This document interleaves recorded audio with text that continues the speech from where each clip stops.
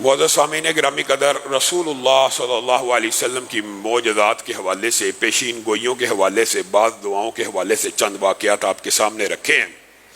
رسول اللہ صلی اللہ علیہ وسلم کے معجزات ہی کے باب کو کچھ آگے بڑھائیں گے اور کوشش کریں گے کہ یہ باب جلد از جلد مکمل ہو۔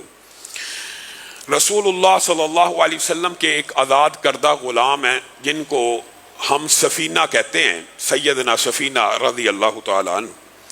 آپ کا نام سفینہ، یہ جو اردو میں سفینہ استعمال ہوتا ہے، یہ اسی معنوں میں عربی میں بھی استعمال ہوتا ہے۔ آپ سے صحابہ پوچھا کرتے تھے، آپ سے یہ واقعہ سنا کرتے تھے کہ آپ کا نام سفینہ کیسے رکھا گیا۔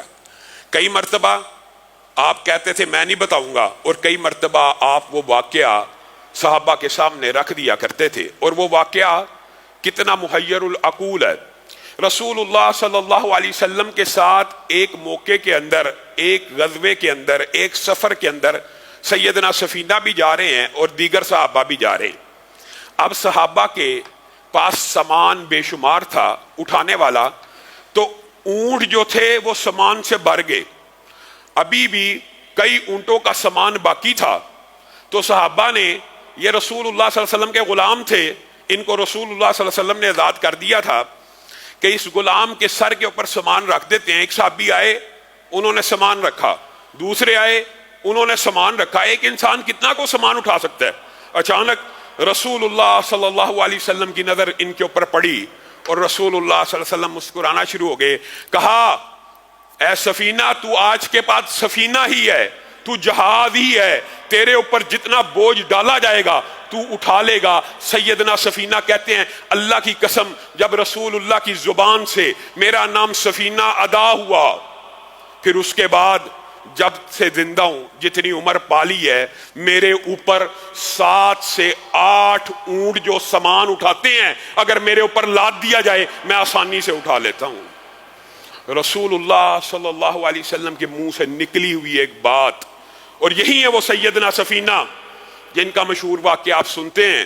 ایک جزیرے پہ پہنچے، ایک شیر غرانے لگا، دیکھ کے دھاڑنے لگا، تو انہوں نے شیر کو مخاطب ہو کے کہا، اے ابو الحارث، اے شیر، میں رسول اللہ صلی اللہ علیہ وسلم کا آزاد کردہ غلام ہوں، اور میرا نام سفینہ ہے۔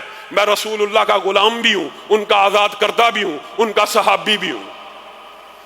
سیدنا سفینہ کہتے ہیں، وہ شیر بلی کی مانند، جس طرح بلی اپنے مالکوں سے پیار کرتی ہے اور دم ہلا کے اپنے جسم کو ان کے ساتھ مس کرتی ہے، شیر نے یہ الفاظ سنے تھے، ادب سے سر کو جھکاتا ہوا میرے قریب آیا اور اپنی دم کو، جس طرح پیار اور محبت کے اندر جو پالتو جانور ہوتے ہیں وہ اپنے مالک کے ساتھ مس ہوتے ہیں، اٹیچ ہوتے ہیں اور اپنے مالک کو چھوتے ہیں، وہ شیر، جنگل کا درندہ، جنگل کا جانور میرے ساتھ اس طرح پیار کرنے لگا اور پھر میرے آگے آگے چلنے لگا، گویا میری حفاظت کر رہا ہو۔ اور جب تک میں اس جزیرے پہ موجود رہا میری حفاظت کرتا رہا۔ جب میں نے جزیرے کو پار کیا تو مجھے ایسے دیکھنے لگا کہ جیسے مجھے الوداع کہہ رہا ہے۔ اور میرے بھائیوں، رسول اللہ کے غلاموں کو جنگل کے درندے بھی پہچانتے ہیں۔ رسول اللہ کی رسالت کو آپ کے سامنے رکھا تھا، وہ بیڑیا بھی جانتا ہے۔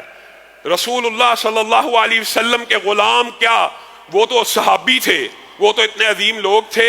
آج بھی جو بندہ مسجد میں قرآن پاک کی تعلیم لینے کے لیے یا پڑھانے کے لیے آتا ہے تو جنگل کے درندے نہیں، جنگل کی چونٹیاں بلوں میں رہنے والی نہیں، بلکہ سمندر کی وہ مچھلیاں جنہوں نے کبھی زمین کو بھی نہیں دیکھا، کبھی سمندر کی کسی مچھلی نے خشکی کا منظر دیکھا ہوگا، ان کو کیا پتا خشکی کے اوپر کیا منظر ہے، لیکن وہ سمندر کی مچھلیاں بھی ان طالب علموں کے لیے دعائیں کرنا شروع کر دیتی ہیں۔ ان کو پتا ہے کہ رسول اللہ صلی اللہ علیہ وسلم کی دین کے اوپر، شریعت کے اوپر چلنے والے یہ طلبہ ہماری دعاؤں کے مستحق ہیں۔